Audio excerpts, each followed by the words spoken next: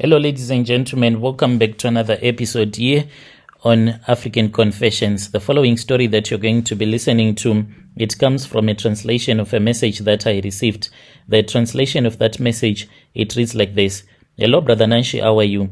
Can you please post my own story as anonymous? I want to confess that I killed my own daughter 4 days. This was after her own wedding. There are people out there that are going to judge me, but as for the spirits that do possess me, that have possessed my body from a very young age, they do whatever that they want to do when they feel like this is what has to be done. So I grew up staying with my own grandmother. What happened was that my mother, she got married to this other man, my father, whom I never knew, and I don't know if he is still alive or not. So he was a woman who had many women. He had kids with so many women that he never even cared. When my mom went to his office and told him that she was pregnant, and then after that my mom returned back home, she was sick. My mom passed away soon after I was born because she had high blood pressure, because she found out that my father was a man who was like on the business of just impregnating women one after the other, and she had put all of her trust and hope in my father, thinking that he was the right man who was going to marry her, but it was just a lie. So I grew up in that type of an environment, moving from one home to another. One of my mother's relatives will come and take me when it will be harvesting season. The other one will come and take me maybe when it will be planting season, so that they can use me without paying me. The only thing that they would give me would be old clothes. That is all that they would give to me. So I grew up with so much bitterness in my heart. There was so much poverty at home that I even just stopped going to school, because it was very difficult for my poor old grandmother to save some money so that she can pay for my school fees. Fast forward, I then started dating this other man. This man then promised me heaven and earth. He told me that if I was going to fall pregnant for him, he was going to marry me. Little did I know that the same mistake that my mom had done when she fell pregnant for me, that was the same mistake that I was doing. This man, he had came with this other construction company. They were busy rebuilding the road in our neighborhood. So he was giving me money. My grandmother encouraged me to fall pregnant for him so that I can keep him, saying that the only way that you can keep a man is by giving him kids, and he won't run away from you. Make sure that you show him that you are different from all the women that are in this village, because it was like competition when those men were staying in our village whilst they were doing whatever that they were doing. But little did we know that this type of men that do this type of work, wherever they go to, they always leave pregnant women behind. So I fell pregnant for him.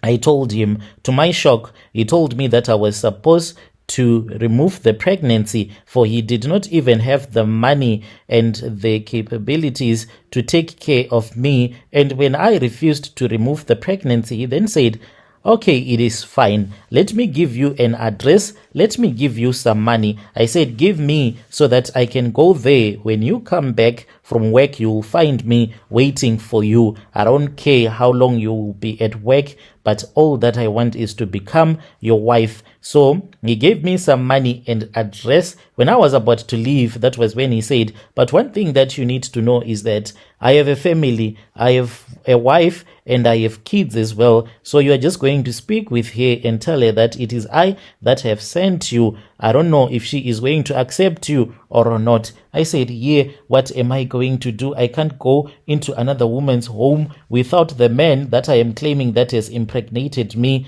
is not there. And during those days, there were no your mobile phones. Everything was done through the post office, sending letters. So I said, it is far much better that I remove this pregnancy. I just took the money, and then I threatened that I was going to his wife to fight with his wife. He said, it's fine, you can go, whatever, I don't care. Upon my arrival at home, and then I went and I spoke with this other woman who was a herbalist. I gave her some of the money and I told her that I wanted to remove the pregnancy. When she heard me saying that I want to remove the pregnancy, she said, "It is fine, I can assist you." I paid her, and then she gave me some strong herbs that were bitter to taste. I drank the 2 liter that was full of those painful to drink herbs, and I waited for the miscarriage to happen, but the abortion never happened. I waited and I waited, returned back to her. She gave me some more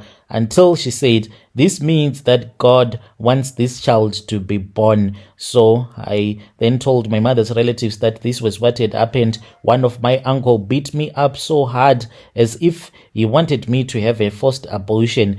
And then I gave birth to my daughter. And after I had given birth to my daughter, whom I named Melissa, she grew up and then she went to college. And when she was in college, that was when she returned back and she told me that she was dating this other man. And when she was dating that man, I don't know what really happened. I'm not a witch, to tell you the truth. Before all of this, I was never a witch. But when I saw my son-in-law, there was something that happened to me. I had hated men for a very long time. I had not slept with a man in about 20 years or so. And after I saw my son-in-law, that was when I fell in love with him, like not mother to son love, like woman to man love. I felt like there was electricity that was moving in my body. This man as well, he was a naughty boy. He kept on looking at me and I felt ashamed of myself. I then sent my daughter to go and buy some cold drink, and when she went, I then said, let me test this boy.